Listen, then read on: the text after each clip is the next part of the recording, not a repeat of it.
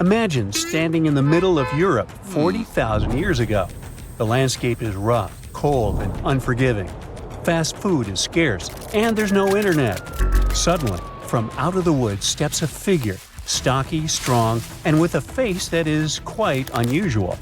This human looks similar to us, but something about them is different. Their brow is heavy, their nose is broad, and their body seems to be built to fight nature itself. Well, congrats! You've just met a Neanderthal. You might have thought that Neanderthals were basically ancient humans, but that's not really true. We come from the same genus called Homo, but we, all modern humans, belong to one same species called Homo sapiens. However, there used to be lots of human species before, and Homo neanderthalensis was just one of them. And they actually were kind of cooler than us. So what in the world has happened to them? Neanderthals lived for a long time, for about 360,000 years, across Europe and parts of Asia. 40,000 years ago, the place we now call southern Italy was sitting on top of a huge disaster, a massive supervolcano called Campi Flegrei. This big boy is huge, about 9 miles wide. That's about 10 to 20 minutes in a car to get across it all. But there were no cars then, remember? At the time, it was quiet for a while, but one day, suddenly, it blew in what became one of the biggest volcanic eruptions Europe had seen in 200,000 years. The catastrophe was so crazy that ash, gases, and debris altered the climate across the entire continent. What comes next is usually called a volcanic winter. Average temperatures drop, the sky gets darker, and life becomes even harsher than it already is. The eruption, known as the Campi caused Europe to cool by as much as 7 degrees Fahrenheit. Doesn't sound like much? Well, the drop of even 1 degree would cause winters to become harsher, causing horrible snowfall, rains, and floods. Crops would struggle to grow, leading to food shortages. The weather would go wild, too, with storms and droughts. Hey, kind of like now. Except multiply this by 7. Events like these caused some huge chaos in modern times. You can imagine what it did to the Neanderthals. But in reality, a simple volcanic eruption shouldn't destroy an entire species, right? Well, yes. The truth is, the Neanderthals were already hanging by a thread back then, and all because of us. They've been in a tough spot for a while. They lived in places that are now parts of Europe, Western Asia, and the Middle East. Modern humans, us Homo sapiens, entered Europe and were giving them some serious competition for food and shelter. Homo sapiens were sneaky dudes, better at finding food, easily adapting to different environments, and using more advanced tools. We were pushing Neanderthals out, trying to get the same resources. We literally made their extinction a slow and very unpleasant process. So, while the volcano definitely made things worse, it wasn't their only problem, and they didn't completely disappear after the eruption. Some of them hung on in isolated places, like Gibraltar, for another 12,000 years. That's because it's likely most of the severe cooling actually happened farther east, away from where the Neanderthals were trying to survive, and it didn't hit their homes as hard as we thought. In fact, the eruption may have even helped them, at least for a while. Some scientists say that the volcanic fallout might have slowed down modern humans' expansion into Neanderthal territory and gave the poor fellas a little more time to survive. So, the Campi Flegrei eruption was a nasty event, but it only delayed the inevitable. Campi Flegrei is a wild card. It's also known as the Fields of Fire. The air itself there is thick with legend. The Greeks and Romans believed this volcano was the gateway to the underworld. Even an ancient Roman poet, Virgil, mentioned this in his famous story, the Aeneid. The hero Aeneas must descend into the underworld, and this place is exactly where he starts. Back in the day, this landscape was full of Roman villas, spas, and fish ponds. The elite had the time of their lives there. What they didn't know, though, was that they were standing on treacherous ground that could go crazy at any moment. The Campi Flegrei is not your typical volcano. You'd imagine a single towering peak, but the landscape looks deceivingly calm, with small features popping up here and there. But if you flew above it, the sight would be insane. A gigantic circular basin, peppered with volcanic cones and craters, like scars from the Earth's violent past. The danger here lies in its subtlety. The ground beneath your feet is constantly shifting, even when you don't notice it. Every so often, the land rises, only to sink again, sometimes by several feet, as magma or gas moves beneath the surface. It's incredibly creepy. The risk is almost invisible. The Campi Flegrei is a massive depression formed by two colossal volcanic eruptions. One of them was the one that cooked Neanderthals, and another happened 15,000 years ago. The most famous eruption, though, happened in the 16th century, and it was horrifying. The year was 1538. For years, the people of Paswali had noticed something unsettling. Land that once sat below the waves was slowly rising. What was once the sea had become new ground.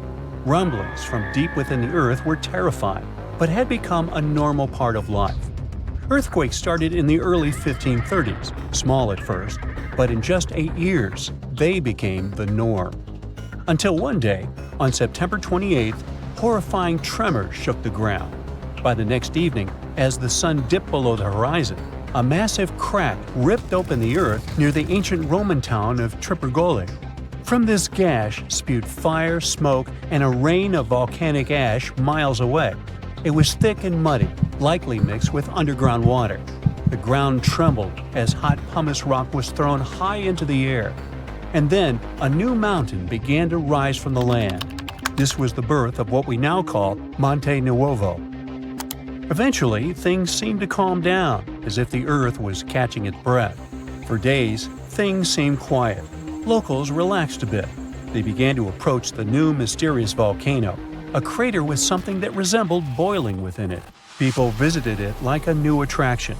But then, just days later, the disaster struck again. At night, without warning, a new mountain went wild. A blast from the southern flank hurled scoria, chunks of jagged volcanic rock, into the air. This one was fatal for 24 people. The debris found afterwards was huge and coarse. For centuries after, the only signs of life from the Monte Nuovo were small fumaroles, jets of gas seeping from the earth. But then, even those faded away. Now it's just a lush green cone, a pretty sleeping giant. But the ground near Naples, Italy, is still alive. The Campi Flegrei sits quietly for now, but it might not be for long. It's showing signs it might be waking up again. This supervolcano looks like a hellish landscape, with its boiling mud pits, geysers, and steam vents. Romans and medieval Christians once believed it was a gateway to the underworld, and who can blame them? What's spooky is that recently scientists detected unusual activity under the surface. In 2012, Italian authorities raised the alert level on the volcano from green to yellow, meaning that it needs close monitoring. There are certain changes that usually happen before an eruption. The magma below starts releasing gases, which could weaken the rock above, eventually triggering a disaster. Unfortunately, no one can predict exactly when or if it will erupt. But if it does, the consequences could range from a minor inconvenience for locals to a global catastrophe. Its last tiny eruption happened in the 16th century, and it wasn't too bad. But if history repeats itself, like it was with Neanderthals, we're all cooked. An eruption like that could lead to global cooling, crop failures, and widespread famine. Right now, a group of scientists is trying to get a clearer picture of what's happening beneath the surface. The Campi Flegrei Deep Drilling Project is working to drill a 10,000-foot borehole, hoping to check out the magma chamber up close. But at least for now, the supervolcano remains quiet, and let's hope it stays that way. The latest super-eruption of Yellowstone occurred 640,000 years ago, and it was long before Homo sapiens saw the light of day. But we were around during another, no less devastating natural disaster. This super-eruption took place on the island of Sumatra around 74,000 years ago. That's when an erupting supervolcano wreaked havoc on huge territories, sending up plumes of debris and ash that spread for thousands of miles and caused temperatures on the planet to plummet. The effects of this super eruption were visible as far away as southern Africa. Experts believe they could have impacted early humans there. By the time the volcano erupted, our ancestors had already been using stone tools and had likely known how to produce yarn.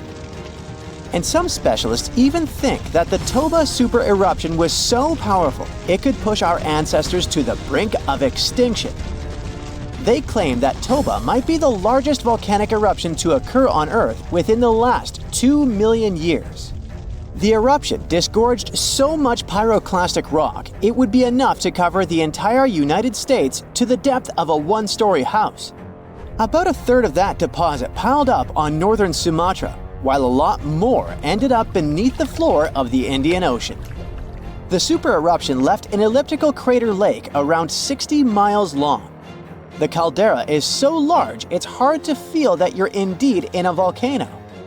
Pumice deposits from the eruption remain in the canyon walls and go deep below the ground.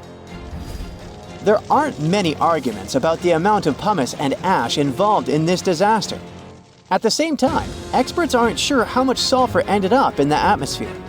Even some sulfur layers in the polar ice could be potential candidates, but so far, scientists haven't found any connection between them and Toba. But let's get back to the dramatic impact the super eruption had on early humans. It turns out some not only survived but even thrived after this natural catastrophe, at least judging by the artifacts they made during and after the eruption. The disaster might not have posed a serious threat to those of our ancestors who took refuge along the coast. Genetic evidence hints that modern humans descend from a few thousand people that ventured out of Africa around 60,000 years ago. Why just a few thousand? According to some experts, the rest of our ancestors could have been devastated by the Toba eruption. After all, the supervolcano spewed out 1,000 cubic miles of dust and rock in a flash, leaving a scar in the ground that was dozens of miles wide. All that dust and sulfur Toba sent into the atmosphere potentially cooled the surface of our planet, which led to the appearance of glaciers and the lowering of Earth's sea levels. And since Toba might have had an important role in shaping humankind, scientists have been working hard trying to understand precisely how early humans reacted to this disaster. In 2011, several researchers found an enigmatic soil sample in South Africa's Pinnacle Point, an archaeological site overlooking the Indian Ocean. This sample contained some volcanic ash. After examining the layer, they found more than 400,000 artifacts left by early humans. Those ranged from heat-treated stone tools to signs of fire and animal bones.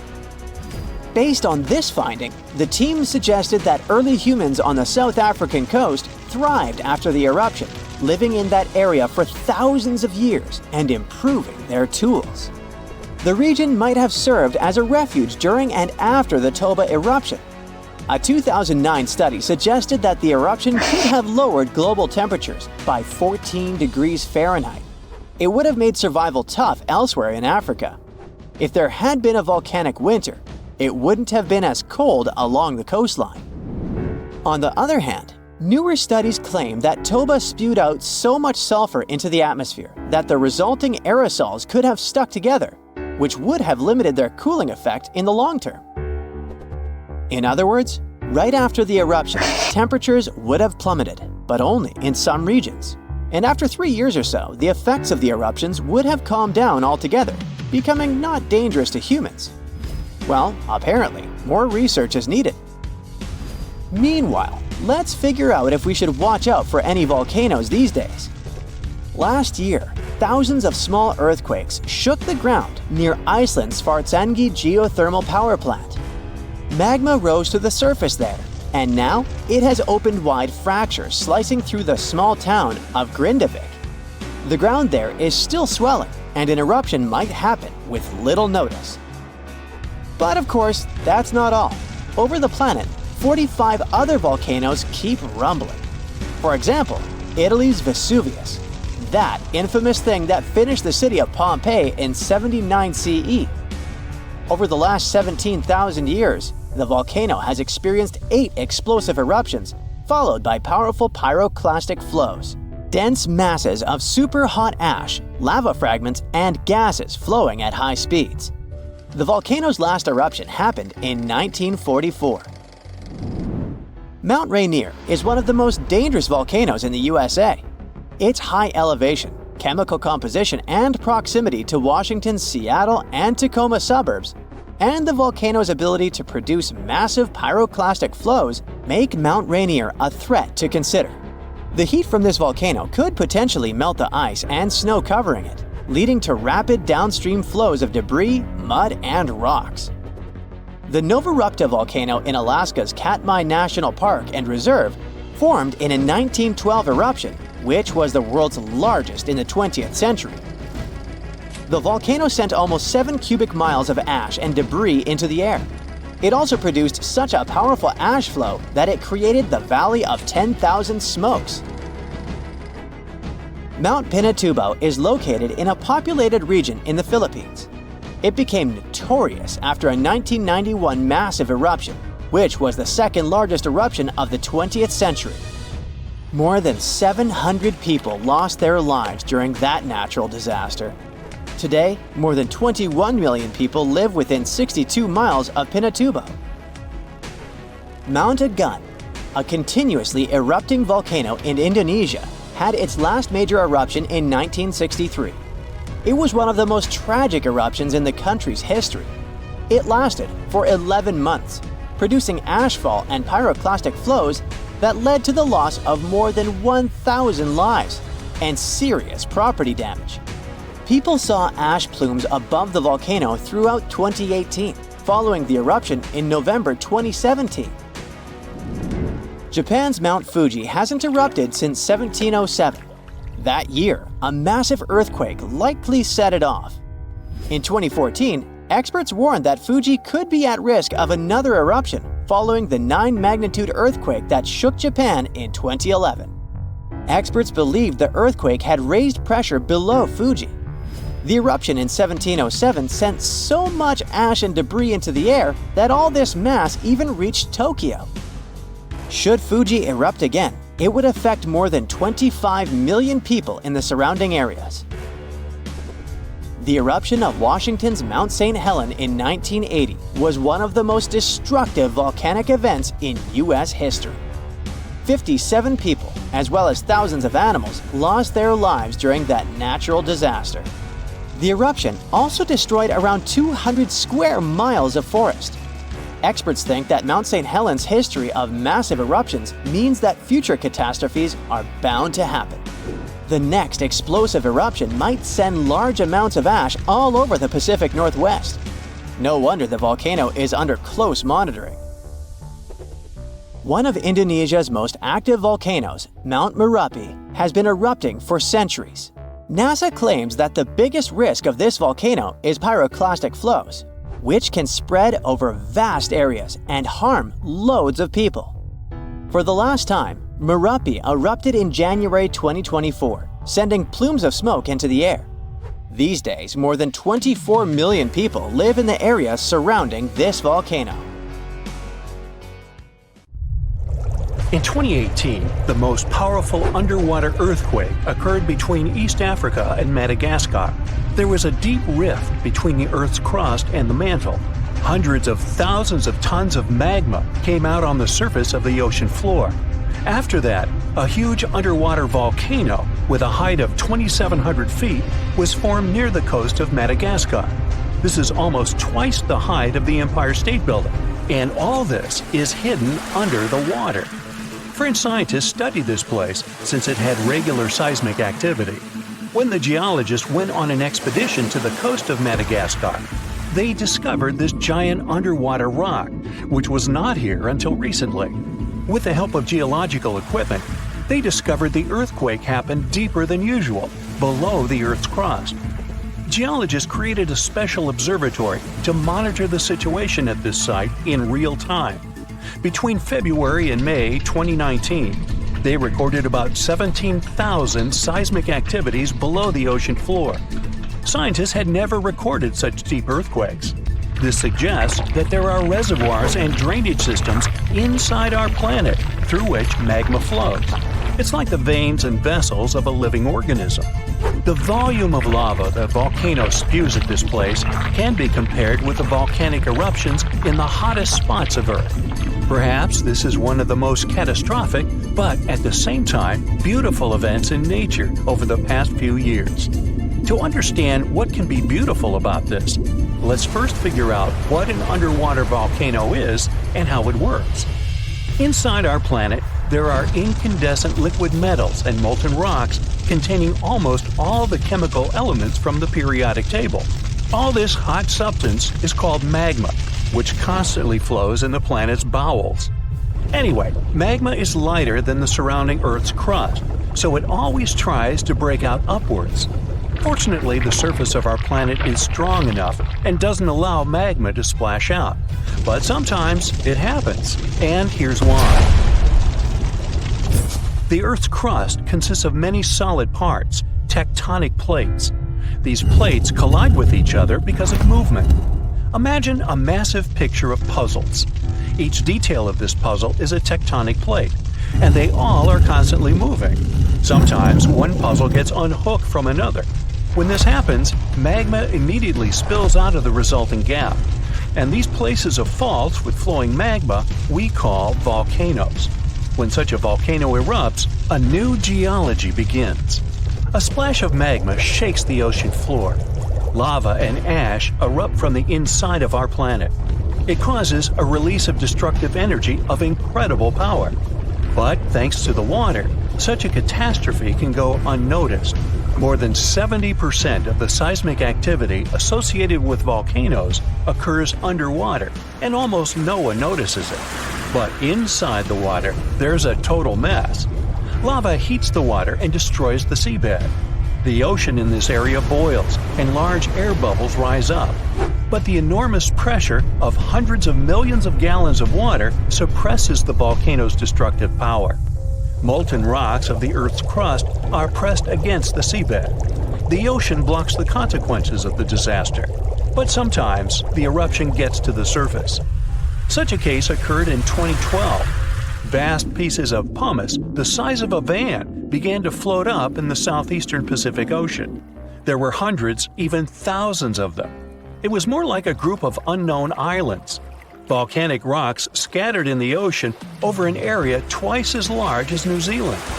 Scientists used deep-sea sonar apparatus on the remote control to determine the full scale of the disaster.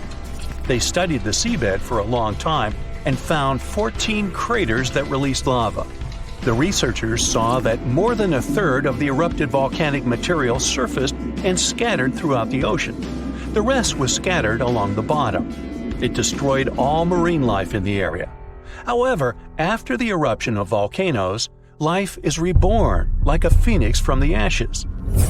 Volcanic ash, lava, and soil around the volcano contain many useful elements and minerals. They nourish the soil and promote the development of microorganisms not only on land but also in water. That's why there's so much vegetation, flowers, and trees around volcanoes. And underwater volcanoes can eventually form natural islands. This is a long process, resulting from which a large piece of land comes out of the water. When magma goes out, the water immediately presses it to the seabed. The eruption can go on for a long time. The released magma raises the level of the seabed. After another 100, maybe 1,000 years, a new eruption begins. New magma flows lay a new layer on the surface of the previous one. Over millions of years, layer by layer, the volcano has been growing. It's slowly rising up because of constant eruptions. Some volcanoes may go out forever, and some continue to erupt. And then, one day, the level of volcanic rock reaches the surface in the form of a huge island. After many more years, the volcano may go out, and then life appears on the formed island. The destroyed seabed area is filled with animals, trees, flowers, and plants. These volcanic islands have unique ecosystems because they develop separately from all continents. Observing such islands helps scientists understand how life on Earth was born. There are hundreds of islands around the world that have appeared because of eruptions of underwater volcanoes. You can find them in Hawaii, Indonesia, and Iceland. Many of them are inhabited by people. They build villages and small towns there. The ground on such islands is fertile. Fruits and vegetables grow there. The water is filled with fish. Such places may seem like paradise, but at the same time, it's dangerous to live there because the volcano may wake up. One of the most famous eruptions occurred on the island of Ogashima, south of Tokyo. People built a beautiful city right in the crater of an active volcano, and in May 1785, the eruption began. No one expected this to happen. At some point, thousands of birds rose and flew away from the island, and then the ground began to shake. A heavy, low sound came from beneath the underground depths. Thick smoke escaped from the top of the green volcano. The mountain threw dirt, large rocks, and red-hot pieces of magma into the sky. The disaster lasted several weeks. People managed to evacuate, and then there was a long recovery. Locals rebuilt the houses and brought the city back. Almost 250 years have passed since that moment, and during this time, the volcano has never woken up. Despite the risk of a new eruption, people continue to live there. The population is growing since this place resembles paradise, and no one wants to leave it. There are thermal springs, dense jungles with rich soil, and many fish. Meteorological and seismological services constantly monitor the volcano's activity. Movements and fractures of tectonic plates create another natural disaster: destructive tsunamis. Unlike volcanoes, huge waves are formed when seismic activity causes the crust to move vertically, up or down. When this happens, water pressure shifts on the ocean floor, which releases energy. This energy pushes the water and creates a tsunami. By the same principle, you form a small wave when you throw a stone into the water. First, a small tsunami appears. Then it picks up speed and increases in size. Its height can reach the level of a 5-story building. It's heading for the coast and accelerating to 500 miles per hour. This is almost twice as fast as a Formula One race car. Millions of gallons of water, weighing thousands of tons, are getting closer. And now the wave reaches the shore and demolishes everything in its path. Houses, trees, cars, nothing can withstand the destructive force of nature. Such tsunamis are a frequent occurrence on the coast of Japan. People have built massive shields near the land to stop the waves before they hit the shore. Still, in spite of all preparedness, somehow, nature always prevails. When we think of active volcanoes, one region comes to mind: the Ring of Fire in the Pacific Ocean. 3/4 of Earth's volcanoes sit within this belt. Compare the area to Australia, which doesn't have any volcanic activity. The old continent of Europe is also calm, or at least we like to think so. Can you guess what the most active volcano in Europe is? If you thought of Mount Etna on the island of Sicily in Italy, you were right. The volcano has erupted about 200 times and has been far from sleeping in recent decades. The last time this happened was in August 2023. The highest mountain in the Mediterranean is 500 million years old. But in Iceland, there is a much younger volcano. It sprang into action on the 10th of July 2023. In the afternoon, 3 fissures appeared in the ground on a peninsula in the southwest of the island. This was at a base of a small mountain peak. Its name means Little Ram in the local language. The volcano spewed molten lava high into the air. There were also gas plumes in the area, but the scientific community wasn't surprised by the event. They already knew about the volcanic area that stretches between the cities of Reykjavik and Keflavik. Its name is hard to pronounce. Hey, I want to buy a vowel. It had already erupted during the previous 2 summers. This activity came after 8 centuries of dormancy. In the days leading up to the latest eruption, seismologists, the scientists who study earthquakes, recorded over 12,000 tremors. When the ground opened up in July, the fissures were over 1.5 miles long. The following morning, 2 of them closed. All the lava was now coming out of the last fissure. It grew into an elongated cone. the simplest shape of volcano we are all familiar with. The lava soon filled a large crater. It grew almost 100 feet tall during the first week, and it is still growing. On the night when the eruption started, lava spread out in all directions. Its cinders set ablaze the dry moss in the vicinity. Local authorities closed off the surrounding area. There were toxic gases from the volcanoes and smoke from the burning moss. Firefighters flocked to the area. After a week, they proclaimed the area safe. Visitors soon came to witness the birth of Europe's youngest volcano. This form of tourism is quite developed in Iceland. People come from all over the world to watch active volcanoes. The land of fire and ice is home to more than 130 volcanoes. Some 30 of them are active. Now, I know what you're thinking right now. Is volcano tourism safe? In Iceland, it is.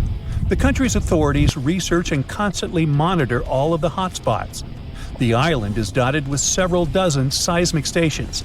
These help researchers accurately predict future eruptions, and emergency services are accustomed to these sorts of events. They can quickly cordon off danger zones. This is what happened in 2010. A volcano in the south of the island, the name of which everyone struggled to pronounce, erupted.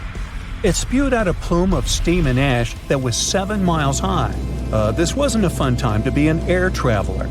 Winds carried the enormous plume southeast toward northern Europe. Many countries closed their airspace for several days for safety reasons. The volcano erupted in March, but the Earth was shaking from January the same year, so seismologists knew that an eruption was approaching. When it comes to the continent's youngest volcano, the tourist infrastructure is already there. Visitors can leave their cars at a designated parking lot. Then they go on a 5-hour-long trek. This leads to a viewing deck. Tourists are so close to the epicenter that they can feel the heat haze from the crater. The sight is the most impressive at nighttime. Safety is never a concern. Scientists regularly chart out hazard maps that outline the borders of lava fields. This way, visitors who stick by the rules are never in harm's way. More than a week after the eruption started, a section of the crater collapsed. Lava flowed downhill west of the volcano. This majestic smoldering hot river is slow-moving lava.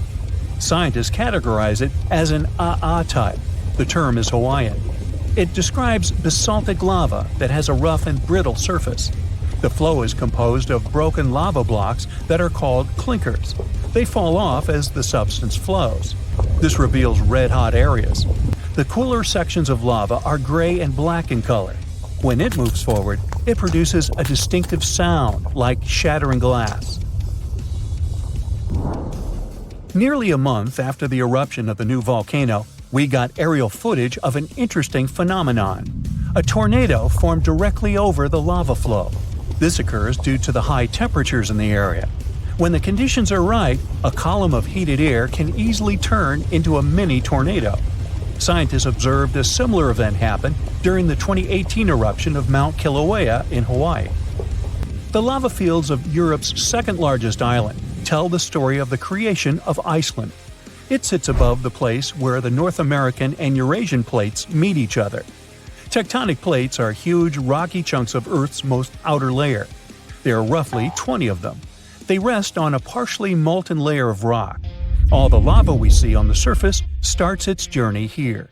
You could say that these plates float on molten rock. Their boundaries are unstable, so when two plates grind past each other, they release tremendous amounts of energy.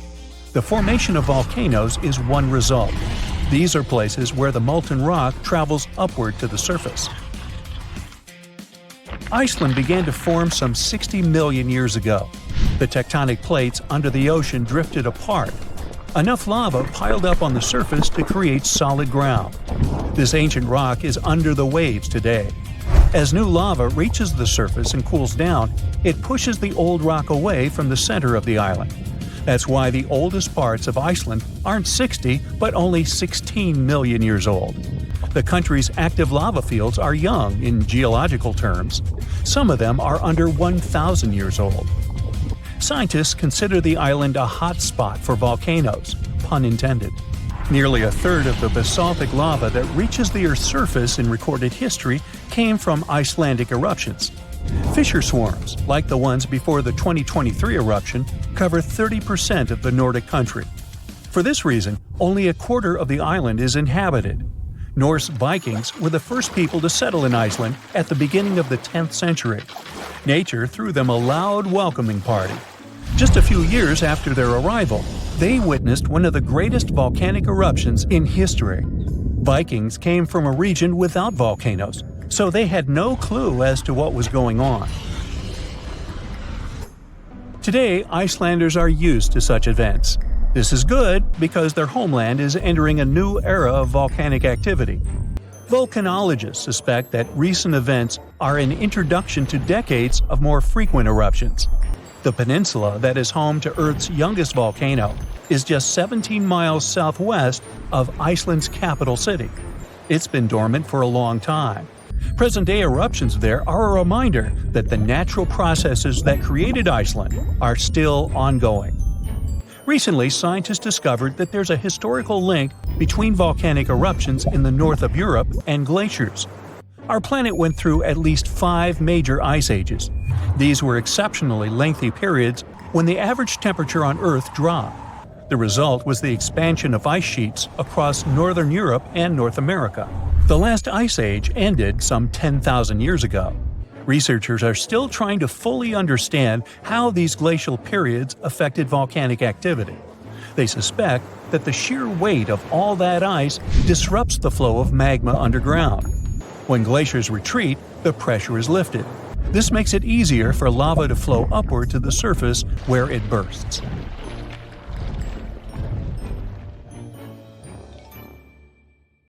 Phew, you could finally send that last report for the day and breathe out. The weekend is around the corner. But just when you're about to hit send, you're alarmed by the low rumbling under your desk. Is it the light rail passing by? Unfortunately, that's not the case. It's a volcano speaking. What, here? In Arizona? That's right, the ground keeps shifting under Arizona, reminding us that Earth is alive. No panic though. Let's arm ourselves with some context. 20 American states have extinct, active, and dormant, currently sleeping, volcanoes. Among such states, you can find California, New Mexico, Nevada, Utah, and Colorado. On the bright side, Arizona's volcanoes are dormant at the moment, but it doesn't mean they won't go off in the near or not so near future. Now, how about traveling to Arizona to check the traces of its active volcanic past? They dot the desert landscapes of this state like spots dot a Dalmatian. There are entire volcanic fields southwest of Phoenix, east of Douglas, near Flagstaff, north of Kingman, and near the Mexico border. The most worrying thing about these fields is that even though they're not active at the moment, eruptions in this region might happen every 1,000 years or so. Well, the time seems to be up. The last powerful and destructive volcanic eruption occurred around 1,000 years ago at the Sunset Crater. Oh, this place is worth paying more attention to. And we will, but a bit later. First, we have to talk about hotspots. No, not that place where you can surf the web. In our volcanic context, a hotspot is a place where insane amounts of heat melt the overlying crust, Earth's thin outer layer, and form volcanoes. This heat rises from the mantle, which is located between our planet's dense, superheated core and the crust. Want to see an example of this type of volcanism? Welcome to the Hawaiian Islands.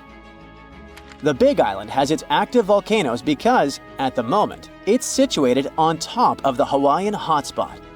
The older Hawaiian Islands were once there too, but later they drifted off towards the northwest. It happened because that's where the oceanic crust on top of which they sat, namely the Pacific Plate, moved. Now, look at the world's ocean basins.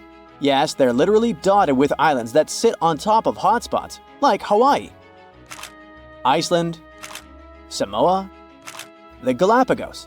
Those are probably the most famous examples. But don't think that continents can't host hotspots. They can, but those are far less common. One of the most famous continental hotspots is, I bet you know it. Yep, the one beneath the Yellowstone caldera. By the way, the caldera is a vast volcanic crater, especially one formed as a result of a massive eruption that led to the collapse of the mouth of a volcano. The Yellowstone hotspot is basically the creator of Old Faithful and the rest of the hot springs and mud pots for which the national park is famous. Speaking of Old Faithful, let's make a small detour and pay more attention to this wonder of nature. It's one of the most well-known geysers in the world. People have been coming from all over the globe to see it for more than a century. The cool thing about this geyser is that the likes of it can only form under very specific conditions. That's why they're pretty rare. Magma under the surface superheats pockets of underground water. The pressure there keeps growing until it eventually pushes the water upward with immense strength. A certain volcanic rock with a high silica content lines the tunnel through which this water escapes. Basically, it creates a unique pipe that can withstand unbelievable pressure and heat created by the water erupting above the ground. Old Faithful was the very first named geyser in Yellowstone. If you come to visit it expecting the thing to erupt every hour on the hour, you're gonna be disappointed. On average, Old Faithful erupts every 91 minutes or so, which isn't that bad either. Plus, you can download a special app which will provide you with the approximate time of the next eruption. But be very careful while visiting and stay away from the site. The water erupting from the powerful geyser reaches 204 degrees Fahrenheit. The steam is even more scorching, up to 350 degrees Fahrenheit. It's hot enough to bake a cake. But let's get back to our volcanic hotspots. Scientists still don't clearly understand why there aren't many hotspot volcanoes on continental crust. One reason might be that the continental crust is much thicker than the oceanic crust, which is about 4 times as thick on average. Another reason could be that most of Earth's crust, about 2/3 of it, is oceanic. This means that there's less continental crust for hotspots to form under. Now, I bet those of you living in Arizona will appreciate the following info. We'll talk about a volcanic field right in the heart of this state, the San Francisco Volcanic Field. That's a massive area filled with over 600 volcanoes. Yes, they're mostly small, but it doesn't make them any less impressive. They're scattered across 1,800 square miles in northern Arizona, a giant territory. Interestingly, scientists are still debating about whether this volcanic field is actually sitting on top of a hotspot. But one thing they agree upon, the volcanoes in this area get younger as you move east.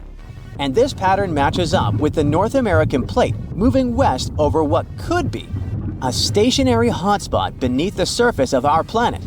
Cool, huh?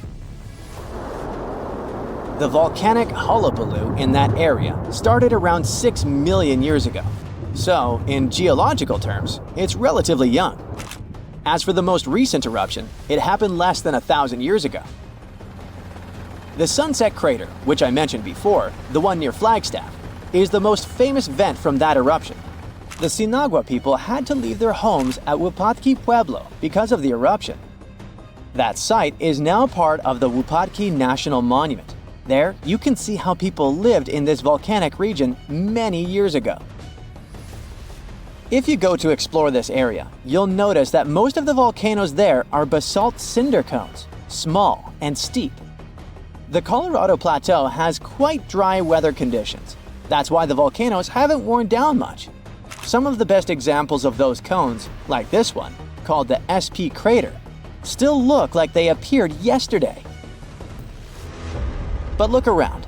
It's not just cinder cones. The San Francisco Volcanic Field also has a stratovolcano, as well as some lava domes that formed from volcanic rocks with more silica than basalt you can find in places like Hawaii.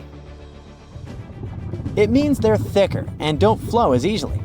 Anyway, the stratovolcano is going to be one of the most epic sights you'll come across while exploring this volcanic field. Well, not the stratovolcano itself, but the San Francisco Peaks, the remains of that giant formation. They stand tall at more than 12,600 feet.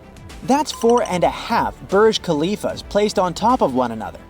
It makes the peaks some of the biggest landmarks in northern Arizona. They're not only stunning, but also sacred to the Native American people who have lived in the area for many generations.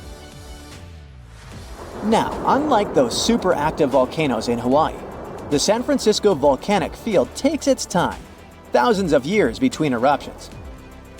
But you shouldn't relax just yet. Geologists say another eruption is likely to happen one day.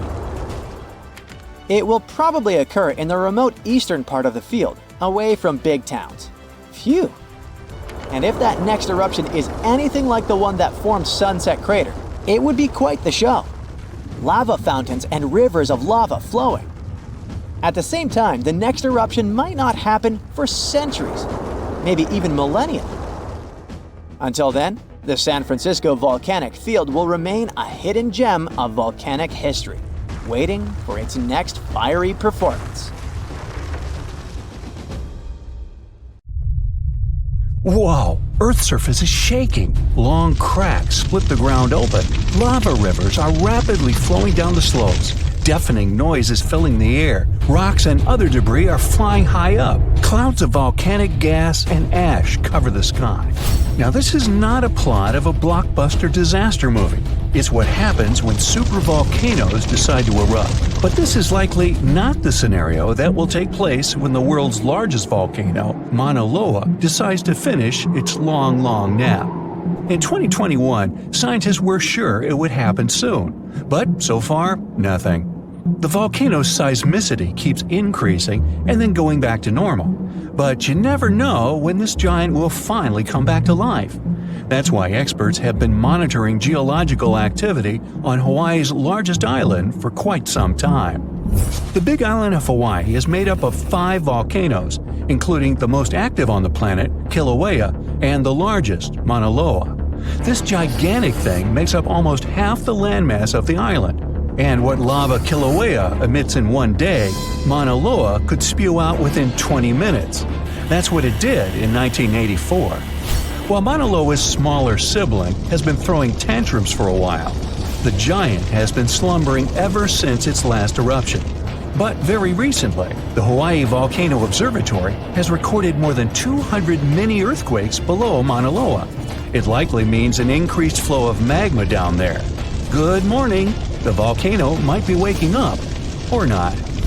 If Mauna Loa did suddenly erupt, lava flows could reach the ocean and the most populated and touristy places, like Captain Cook, very quickly, in a matter of hours. In 1984, the last time the volcano erupted, lava got as far as the outskirts of Hilo on the other side of the island. That's where a campus of the University of Hawaii is found. Luckily, people had a few weeks' warning to get ready for the disaster. These days, locals have special go bags ready with the most important stuff, including documents and money. Such precautions can come in handy in case of an emergency evacuation. Even though most Mauna Loa eruptions have so far only affected the summit area, several of them sent lava all the way down to the ocean. And you never know how powerful the next eruption will be. Now, what is the highest mountain on Earth? Mount Everest, you say? Well, it depends. From seafloor to the summit, Mauna Loa is 1,000 feet taller than the famous Himalayan peak. The volcano is so big, it makes the Pacific plate it's sitting on literally slump under its weight. Scientists say that when this monster of a volcano erupts, the volume of lava coming out per unit will be life-threatening. Over its recorded history, Mauna Loa has been erupting regularly, almost every 6 years. And even though the last eruption of the volcano occurred about 40 years ago, scientists are certain it'll happen again. Now, remember the scene I showed you at the beginning? Well, you can relax. It's not likely to happen with Mauna Loa. The thing is, big island volcanoes, including Mauna Loa, aren't very volatile. That's because they're shield volcanoes. These volcanoes got such a name because they aren't really very high and resemble a warrior's shield placed flat on the ground.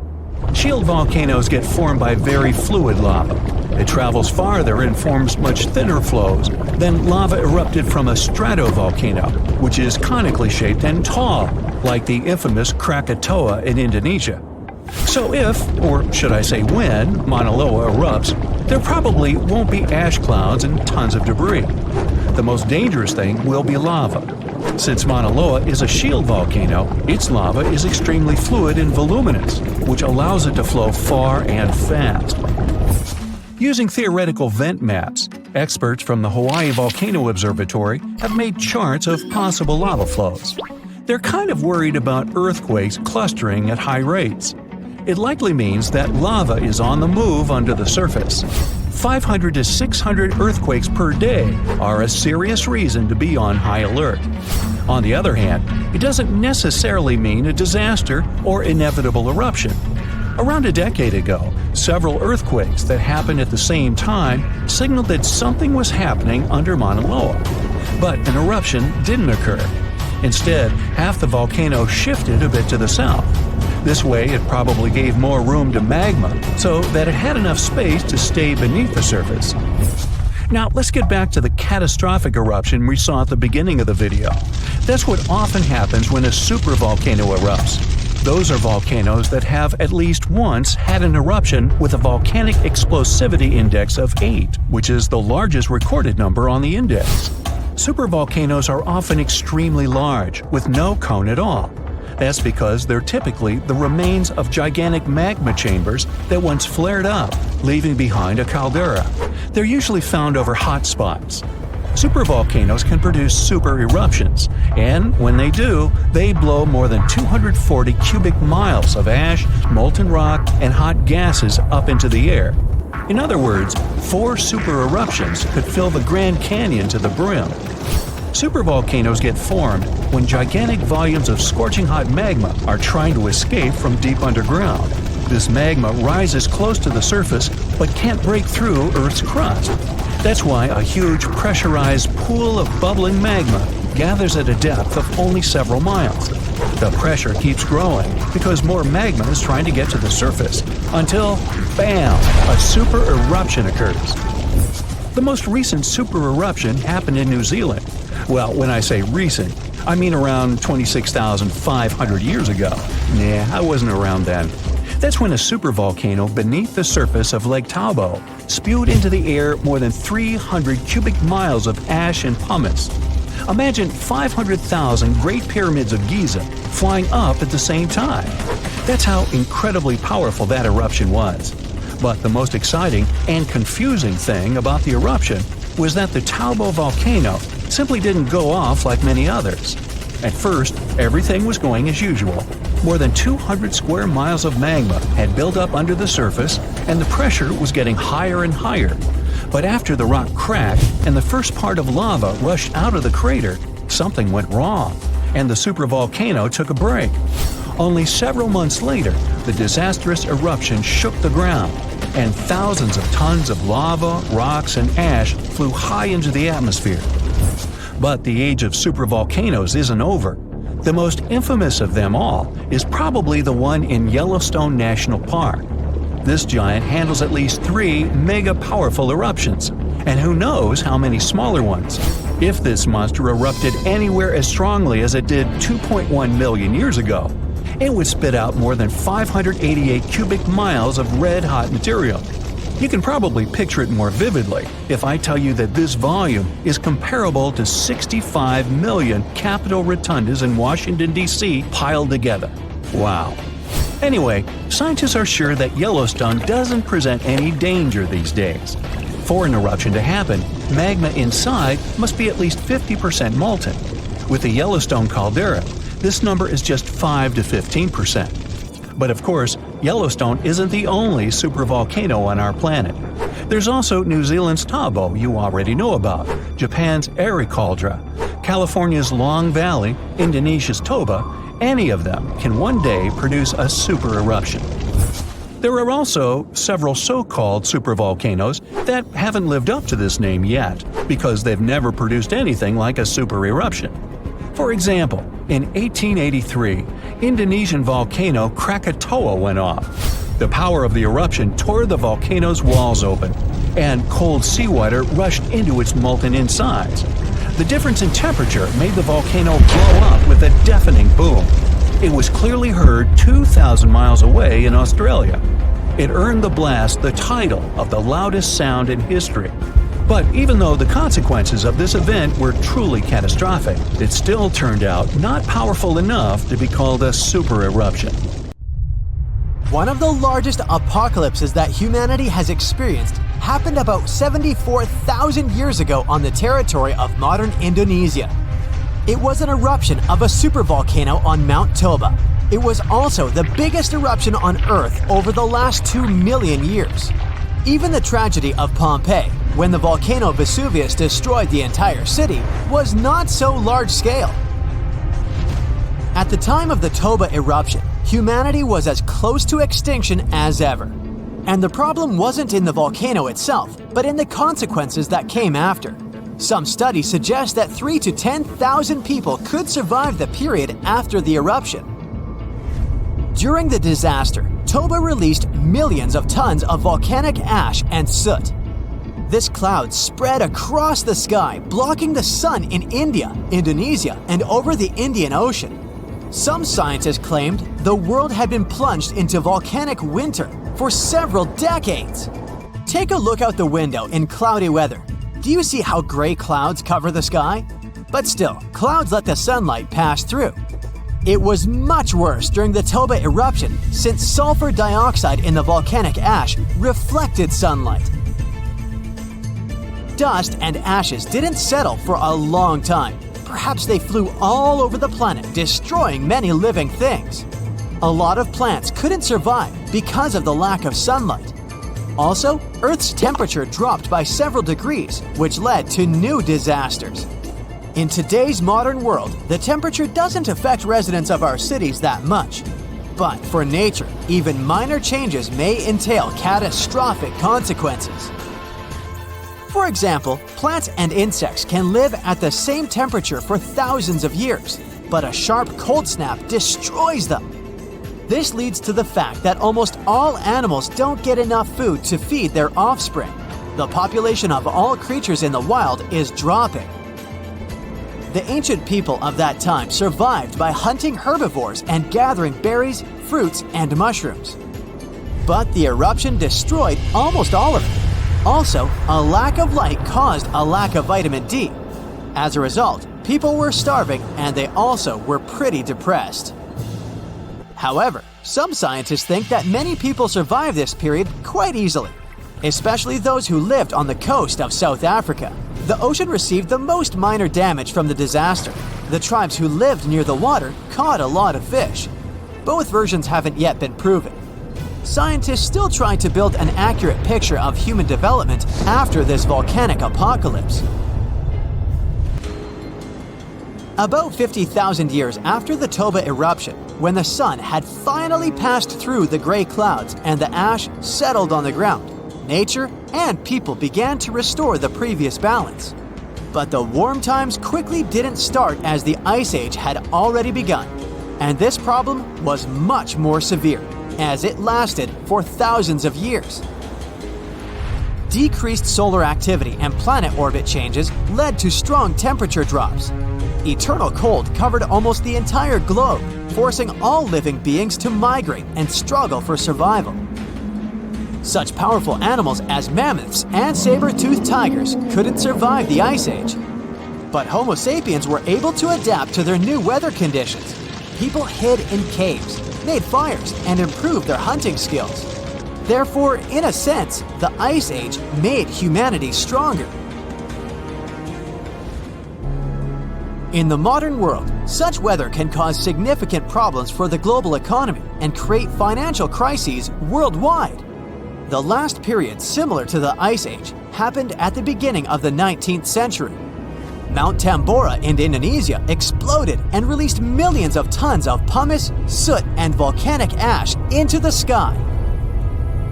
People who lived on a volcanic island got the most severe damage in the first few minutes, but then the eruption's consequences began to reach the whole world. Volcanic ash again blocked sunlight and led to one of the coldest years in North America and Eurasia. This year, 1816, is better known in history as the year without summer. The ash cloud increased humidity and lowered the temperature in many areas. In the summer of 1816 in Central and Western Europe and North America, a humid climate and cold destroyed the harvest. Prices for goods rose and poor people lost access to food. Logistics and transport also suffered. People used horses to move around at that time, and since oats became expensive, many couldn't afford to keep these animals. Many believe these circumstances inspired the inventor Carl Dreis to create the world's first bicycle. Also, there's a theory that the Tambora eruption helped invent Frankenstein. Several writers, including Byron and Shelley, gathered in a villa in Switzerland where they began to write fantastic novels. Bad weather and rain outside the window inspired Mary Shelley to write a story about Dr. Frankenstein and his monster. Even now, this volcano is active, but it's not going to wake up anymore. But if it happens again, will we be ready this time? Most likely, there will be fewer consequences since we have technologies, big incubators, and greenhouses where we grow livestock, vegetables, and fruits. Of course, winter will provoke a crisis all year round, but we can easily survive it. In the 1930s, another disaster occurred, but this time it was caused not only by nature, but also by people. At that time, many countries were heavily dependent on crops. Vast territories were sown with them. People were engaged in excessive farming. Therefore, when a severe drought began, the soil was quickly depleted. The ground ran out of nutrients necessary for the growth of wheat and corn. This led to the fact that the top layer of soil was turned into tiny dust. Then, west-easterly winds hit such states as Colorado, Nebraska, Texas, and Oklahoma. They rose the dust into the air and formed thick clouds. This period is considered the most challenging time of the Great Depression. It's the Dust Bowl. It lasted 8 years and forced many people to leave their homes and move to other states. Dust storms got so strong that they blocked the sun in Washington, D.C. Whole cities were covered with rain from sand, which caused problems with breathing. Even the captains of ships sailing in the Atlantic Ocean reported polluted air. Powerful earthquakes, supervolcano eruptions, floods, fires, and hurricanes swept whole species of animals off the planet. But a human has always survived in the most challenging conditions, so don't worry about the next global catastrophe. People will handle it. We hope so. But what if some global catastrophe happens? For example, a huge meteorite falls or the atmosphere gets poisoned. In this case, it'd be best to find a remote island or fly to the moon. The main thing is to have the opportunity to return. After all, sooner or later, the apocalypse ends and Earth will be as good as new. Probably. Another option is to live in an underground bunker with large reserves of food and oxygen. About 8 billion people are living in the world. For humanity to prosper again after the apocalypse and restore its population, 1 to 500 people will be enough. There have been cases in world history when small tribes numbering a few hundred people have lived for centuries and even millennia. However, to do this, you'd have to leave megacities. Big towns only import food. They're heavily dependent on farm fields and crops. During some global catastrophe, no one would give food to the cities. Hunger would lead to complete chaos. To live well, people would need to escape from their towns and repeat the practice of those who lived in the early Neolithic period. It was about 12,000 years ago, just after the end of the last ice age. People at that time lived separately in small villages. The population of each of them was from a couple of hundred to 1,000 people. They lived independently, provided food, and made big families. In fact, it's not such a bad option after the apocalypse to grow vegetables on a small farm, eat healthy food, and enjoy nature. So, you might have heard that Yellowstone National Park is sitting on top of a giant supervolcano. That's the reason why the area can boast powerful geysers and hot springs. But it also means that underneath Yellowstone, there is an enormous magma chamber. In 2015, researchers from the University of Utah found out that this chamber was much bigger than everyone had previously thought. They even found one more reservoir with magma under the top one. Apparently, the more spacious the chambers are, the more magma they contain. Together, the two reservoirs store a glob of magma that could easily fill the Grand Canyon not once, but 11 times. But you know the most worrying thing about the magma chambers? They tend to push against the ground above them. As a result, the land in Yellowstone rises about 1 to 2 inches a year. On top of that, Yellowstone has the status of an active volcano, and its volcanic explosivity index, yes, there is one, is 8 out of 8. Such a high number means that if this volcano erupted, it would be an apocalyptic event. To put it into perspective, the eruption of Pinatubo in the Philippines in 1991, which is considered the most powerful in living memory, was given a mere 6 on the volcanic explosivity index. Ha, loser. Now, let's figure out if there's anything to worry about. In March 2023, the University of Utah seismograph stations recorded 354 earthquakes in the entire region of Yellowstone National Park. Sounds like a lot. But keep in mind that the most impressive event of the month was a mini earthquake of magnitude 3.7. It was part of a swarm of 106 earthquakes that began on March 29th and continued until the end of the month. Yep, earthquakes apparently also come in swarms, so be aware. Experts say that Yellowstone's seismic activity is, well, kind of more active than usual, but it's really nothing serious. A geophysicist working at Yellowstone Volcano Observatory called Michael Pollan claims that the volcano won't erupt anytime soon. For this to happen, there must be enough magma ready to erupt beneath the surface. Whew. There should also be enough pressure to cause this magma to rise. But neither of these conditions exist today. According to the expert, Yellowstone is stable now. At the same time, Pollan and his team are keeping track of all kinds of underground activity, looking for warning signs of possible eruptions. Some of them can be the frequency of earthquakes and ground deformation. Thousands of mini earthquakes, coupled with extreme changes in the surface of the ground in that area, can be alarming. The team also monitors the temperature of the park's thermal features. That's another noteworthy sign of a potential disaster: park-wide changes in geyser activity, as well as gas and thermal emissions. So, despite the media claims that Yellowstone is due to erupt soon because the last eruption happened 70,000 years ago, that's not how volcanoes work. Experts say that it's one of the most popular misconceptions about volcanoes. They don't follow timelines. If a supereruption did happen, though, the most worrying thing for us would not be the lava flows, and not an earthquake that would most likely accompany the natural disaster. No, the worst consequence of such a supereruption would be ash and ashfall. Let's have a look at what it was like when the Yellowstone volcano erupted many years ago. There have been at least 3 supereruptions in the history of the volcano. The most powerful of them was 2,500 times more devastating than the terrifying eruption of Mount St. Helens in Washington state in 1980. As for the most recent supereruption, it was dubbed the Lava Creek eruption. It formed the Yellowstone caldera after spewing out an insane amount of dust, volcanic ash, and rock into the air. Recently, scientists have also learned about 2 other previously unknown supereruptions that happened around 9 and 8.7 million years ago.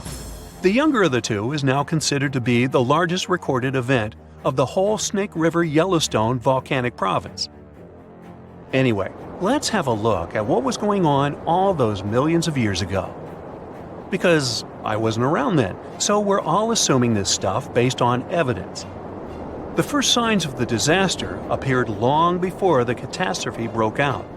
For thousands of years, the heat had been welling up from within the planet's insides.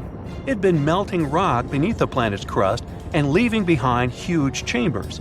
They were filled with a pressurized mixture of semi-solid rock, magma, water vapor, and different gases, including carbon dioxide. All this scorching underground soup was expanding since more and more magma arrived with time. The land over the volcanic system was rising upward almost unnoticeably. A year before the supereruption, Yellowstone gave a warning, a burp maybe, but that long ago there was no one who could interpret these signals. Plus, those alarming processes were mostly going on underground. For example, decompression releases gas bubbles. While bursting, such bubbles can often power particular kinds of eruptions. Months before the eruption, small-scale earthquakes became more frequent and more intense. The ground in many spots all over the supervolcano got hotter than it used to be. Surface lakes and groundwater also became warmer. If people had been around at that time, they would have noticed unusual steam fogging in that area. Not long before the eruption started, the growing pressure pushed the ground over the magma chamber up. This created a dome-shaped uplift. Narrow cracks started to open along the edges of this dome. Imagine opening a bottle of soda after you've shaken it. Something like that was happening near the volcano. Think Mentos and Diet Coke. The pressure was released through the fractures when gases were bursting out from under the surface. So right before the disaster, the ground around the Yellowstone volcano lifted. Geothermal pools and geysers heated up to boiling temperatures and got more acidic than usual. The magma started to rise toward the surface. At one point, the rock roof of the magma chamber couldn't resist anymore, and the eruption kicked off. Small but constant tremors began to move the ground days before the catastrophe. But the real shaking didn't start until several minutes before the eruption. With a deafening roar, a massive column of lava and ash hurled up into the air. Within several minutes, a pyroclastic flow rushed across the area at a hurricane-force speed. Such a flow is a liquid mixture of half-solid lava pieces, volcanic ash, and hot, expanding gases. It looked like an extremely hot, toxic snow avalanche. With a temperature of about 1,300 degrees, it was burning everything in its path. The volcano kept pumping ash for days on end. For all living creatures, ash fallout was one of the most dangerous consequences of the eruption. Volcanic ash turns into glassy cement within seconds of being inhaled. Most animals didn't have a chance to survive. Even thick trees started to collapse under the weight of this dense substance.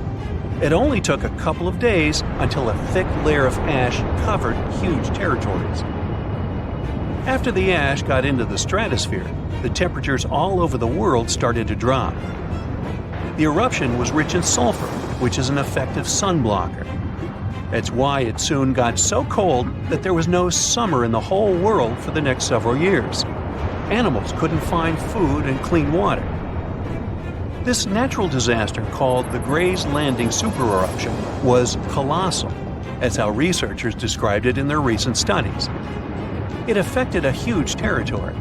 The streams of lava enameled an area as large as New Jersey in scorching hot volcanic glass. It instantly sterilized the land surface, wiping out all the plant life that had been thriving there before.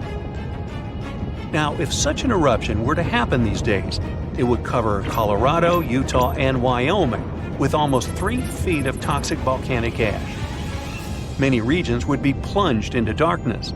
Even the coast, where most Americans live, would experience problems with the spread of the ash cloud. It would destroy crops and contaminate pastures, ruin power lines and electrical transformers. Well, so I'm sure you'll agree with me, it's a good thing that such a disaster isn't expected to occur anytime soon. Hey, we got enough other stuff on our plate. Phew, you can finally send that last report for the day and breathe out. The weekend is around the corner. But just when you're about to hit send, you're alarmed by the low rumbling under your desk. Is it the light rail passing by? Unfortunately, that's not the case. It's a volcano speaking. What, here? In Arizona? That's right, the ground keeps shifting under Arizona, reminding us that Earth is alive. No panic though. Let's arm ourselves with some context. 20 American states have extinct, active, and dormant, currently sleeping, volcanoes. Among such states, you can find California, New Mexico, Nevada, Utah, and Colorado. On the bright side, Arizona's volcanoes are dormant at the moment, but it doesn't mean they won't go off in the near or not so near future. Now, how about traveling to Arizona to check the traces of its active volcanic past? They dot the desert landscapes of this state like spots dot a Dalmatian.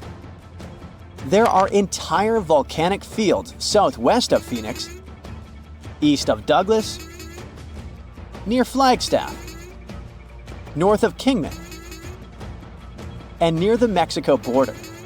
The most worrying thing about these fields is that even though they're not active at the moment, eruptions in this region might happen every 1,000 years or so.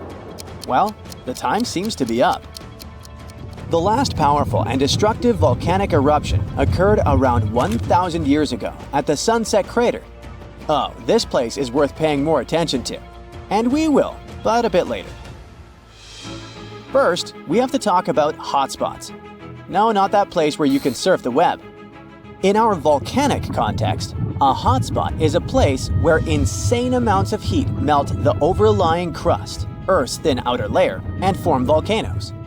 This heat rises from the mantle, which is located between our planet's dense, superheated core and the crust. Want to see an example of this type of volcanism? Welcome to the Hawaiian Islands. The Big Island has its active volcanoes because, at the moment, it's situated on top of the Hawaiian hotspot. The older Hawaiian Islands were once there too, but later they drifted off towards the northwest. It happened because that's where the oceanic crust on top of which they sat, namely the Pacific Plate, moved. Now, look at the world's ocean basins. Yes, they're literally dotted with islands that sit on top of hotspots, like Hawaii, Iceland, Samoa, the Galapagos.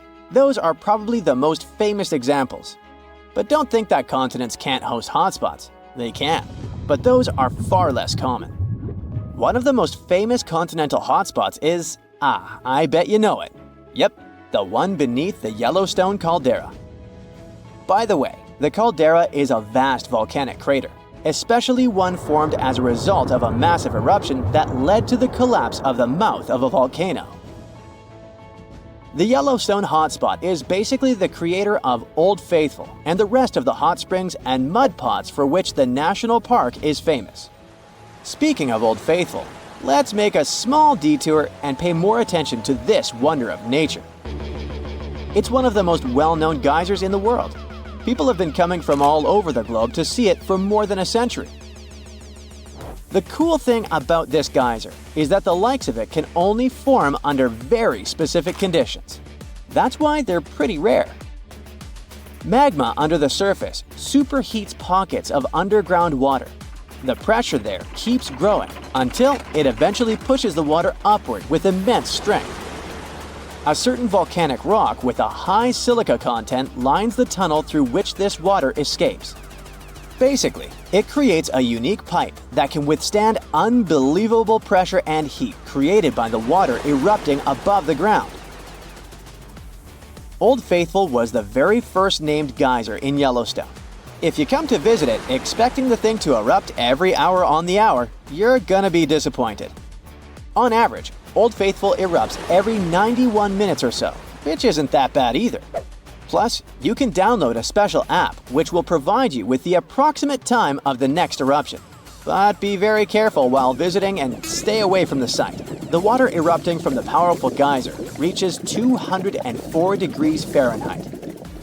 The steam is even more scorching, up to 350 degrees Fahrenheit. It's hot enough to bake a cake. But let's get back to our volcanic hotspots. Scientists still don't clearly understand why there aren't many hotspot volcanoes on continental crust. One reason might be that the continental crust is much thicker than the oceanic crust, which is about 4 times as thick on average. Another reason could be that most of Earth's crust, about 2/3 of it, is oceanic. This means that there's less continental crust for hotspots to form under.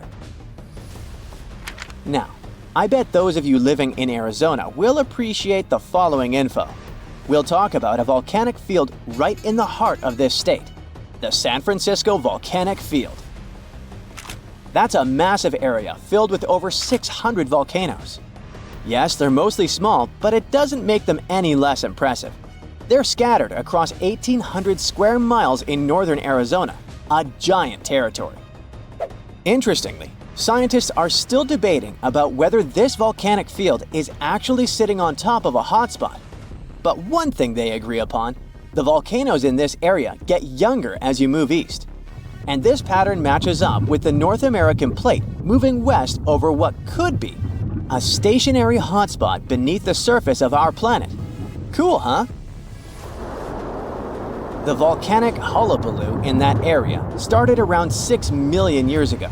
So, in geological terms, it's relatively young. As for the most recent eruption, it happened less than 1,000 years ago.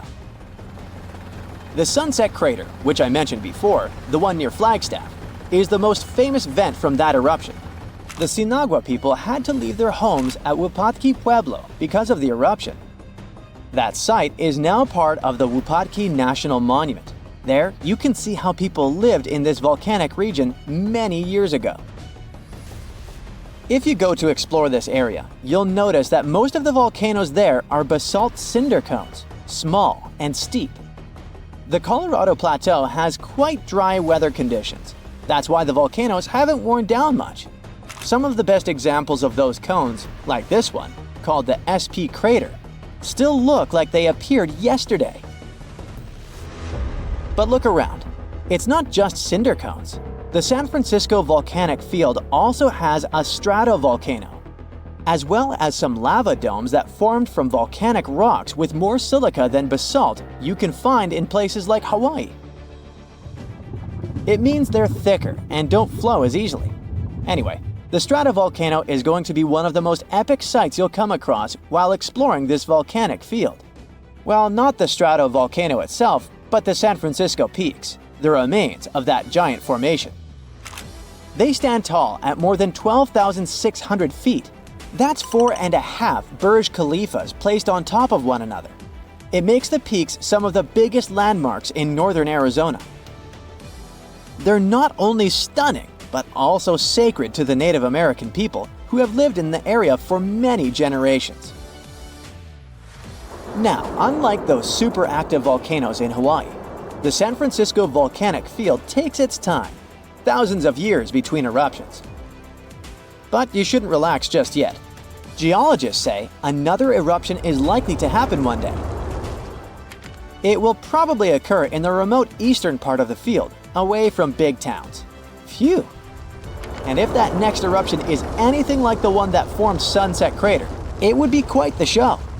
Lava fountains and rivers of lava flowing. At the same time, the next eruption might not happen for centuries, maybe even millennia. Until then, the San Francisco Volcanic Field will remain a hidden gem of volcanic history, waiting for its next fiery performance. If all the volcanoes on Earth suddenly erupted together, it'd be loud. We'd also have around 1,500 of these formations bursting at once. Now normally it's just 10 to 20 volcanoes that are active each day. But what would the world look like if they all blew their tops simultaneously? Geologists think it wouldn't be pretty. Even if only the land volcanoes erupted together, it would set off a chain reaction way worse than anything we've ever seen before. The two big problems would be ash and volcanic gases. While the explosions in lava would be damaging for people nearby, the real danger lies in what happens next. A thick layer of ash would cover the planet, blocking out sunlight completely. No sunlight means no photosynthesis, which means crops would fade away and temperatures would drop considerably. And all this ash cloud could remain in our atmosphere for up to 10 years. Now, ash aside, there's also acid rain to worry about. Volcanic gases like hydrochloric acid and sulfur dioxide would mix with the atmosphere and fall back down as acid rain. This type of weather would harm the groundwater and ocean surfaces. Even if humans would find a way to survive up to this point, we'd have no corals and no other sea creatures around. Scientists have seen similar events in Earth's history at a smaller scale. Big volcanic eruptions have been linked to mass extinctions.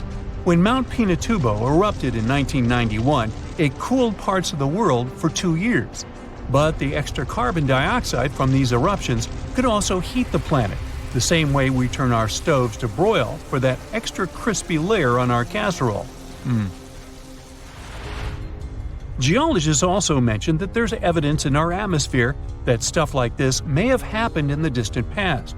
During the Cretaceous period, carbon dioxide levels were way higher than today, which made it difficult for marine life to thrive. Who would survive all this? Probably just some extremophiles, these organisms that survive in harsh conditions like hot springs or deep undersea vents.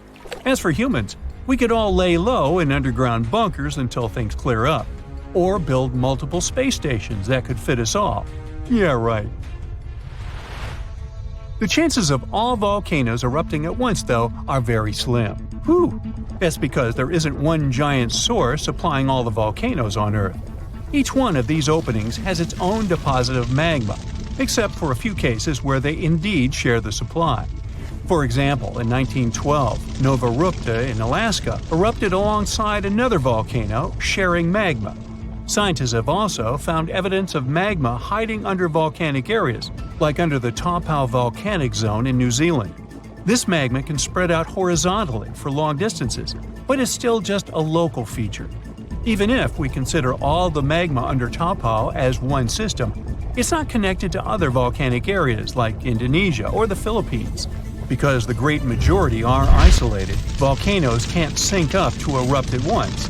The magma comes from different processes, like mantle decompression or adding water to the mantle through subduction.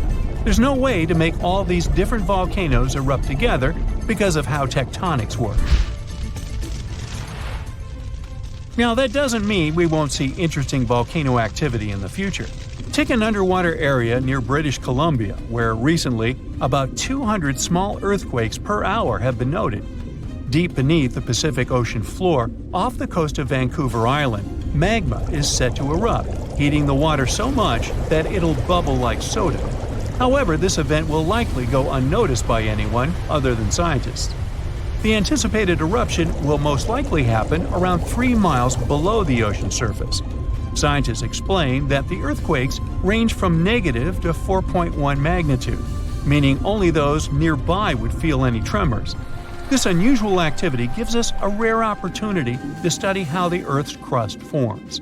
The magma beneath the ocean floor is estimated to be almost 1,500 degrees Fahrenheit, but will cool rapidly upon eruption and contact with water.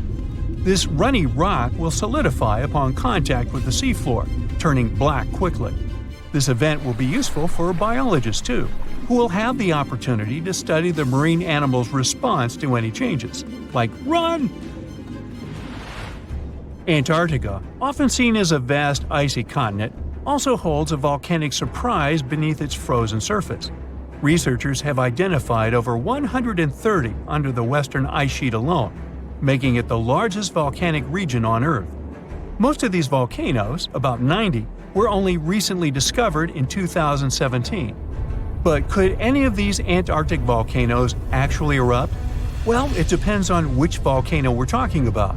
While these formations are relatively young in geologic terms, it's hard for scientists to tell if they're still active or not. There are only 2 confirmed active volcanoes in Antarctica, Deception Island and Mount Erebus. The latter, standing tall as the highest peak on the continent, has been continuously erupting since at least 1972. It's known for emitting gas and steam, and sometimes even throwing out rocks in what are called strombolian eruptions. One of its most notable features is a persistent lava lake in its crater, a rare phenomenon due to specific conditions needed to keep the surface molten. For instance, it's fueled by a steady supply of magma from deep within the Earth's mantle.